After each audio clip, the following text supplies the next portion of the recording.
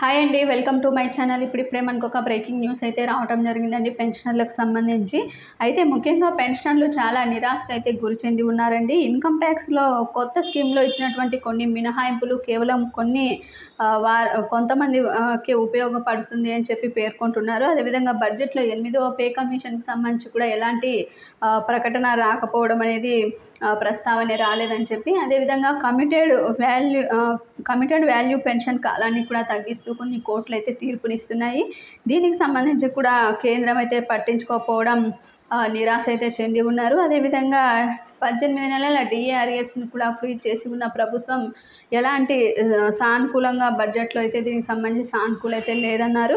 Income tax section 80 డీబీటీలో ఇచ్చే రాయితీలు కూడా కనీసం పెంచలేదని అయితే పెన్షనర్లు అయితే ఫీల్ అవుతున్నారండి.